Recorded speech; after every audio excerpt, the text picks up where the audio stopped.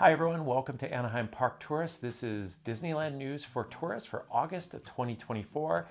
And we're going to first start off with Disneyland Park hours.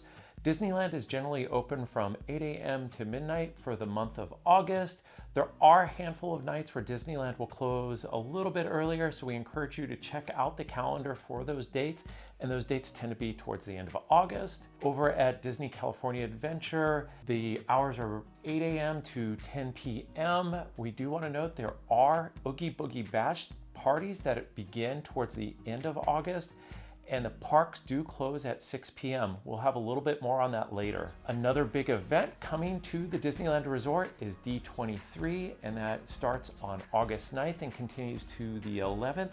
Expect the parks to be very crowded since this is a celebration of Disney. And if you have been to the D23 website and like some of the artwork there, our good friend Hayden Evans actually did the logo for D23, and if you enjoy his art, we'll leave a link to his website in the description below, and you can look at his art and purchase it directly. Up next are the ride closures at Disneyland, and we kind of wanted to say right off the bat is there are quite a few ride closures. If you're coming and a lot of your favorite attractions are closed and your trip is refundable or you can move things around easily without penalties, we kind of suggest that you do that because there's just so many things closing.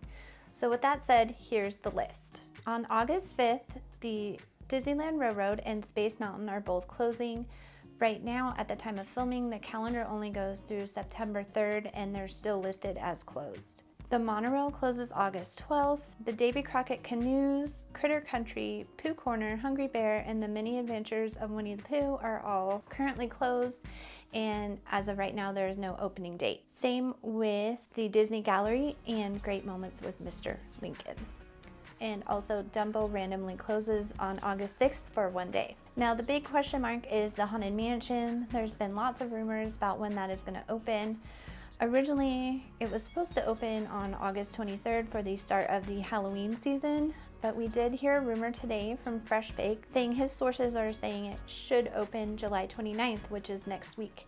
So just keep an eye out if that is one of your favorite attractions to see when that will open. And when the Haunted Mansion does reopen, it will be a virtual queue only, and as of right now, there's no details on how that is going to work. Over at California Adventure, the ride closures are as follows. Turtle Talk with Crush and Anna and Elsa's Royal Welcome are both closed August 5th through the 15th. Animation Academy closes August 5th through the 29th. And we have heard multiple reports that 1/3 of the Guardians of the Galaxy attraction is closed, so that means one of the 3 elevators is currently closed, which just means the line moves slower. Moving on to news for the Disneyland Resort. The biggest news is the potential for a cast member strike at Disneyland. And as of July 24th, there is a tentative agreement between the cast member unions and Disney. And it appears that the union is very positive. Cast members will be voting on July 29th to ratify the contract.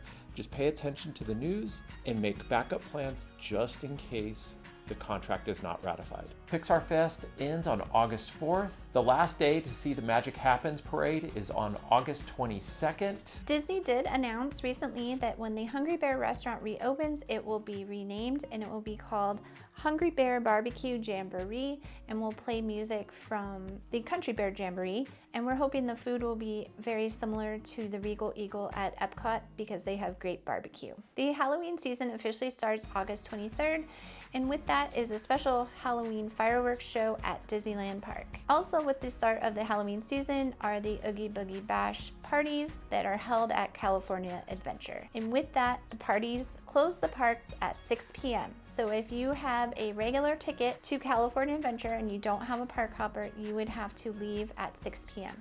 So our suggestion is to look at the dates, and we're going to list all the dates below in the description of the Oogie Boogie Bash parties.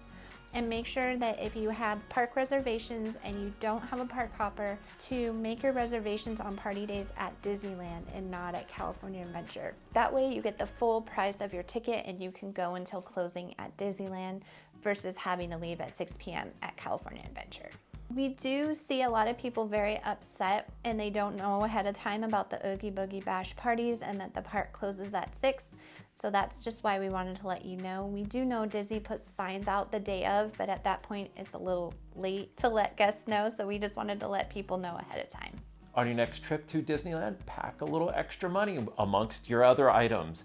And that's because food items have gone up across the Disneyland Resort. We've seen food price increases from 50 cents above $1. And what we suggest doing, especially if you're going on a tighter budget, is to split meals, bring snacks into the park, or go off-site for lunch. For example, you can go to McDonald's or the Pizza Press. Their prices are a little more fair for meals. And then we also encourage you to check out places like Earl of Sandwich.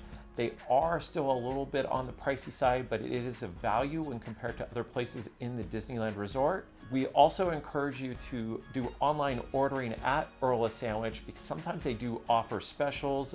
We had a picnic special one time, 4 sandwiches, 4 chips, 4 drinks, and I believe we paid about $30 to $36 for that, which is a great price at the Disneyland Resort. Up next are hotel specials, and usually we'll name off a couple of places here where we've noticed specials, but I'm hearing across the board that most places have lowered their rates. So if you booked your hotel well in advance, I would highly suggest you go back and see if the rate has come down since then. This is because the parks aren't as crowded as anticipated, so a lot of the hotels have adjusted their rates lower. Also, a lot of running specials. The 3 that I remember off the top of my head that I've gotten email blasts for are the Grand Legacy at the park, the Desert Palms, and the Anaheim Majestic are all having specials right now. And I just highly suggest checking any of the hotels in the surrounding area to see if they are also having any specials on top of their lower rates. Try not to hold me down, feel alive when I'm in this town.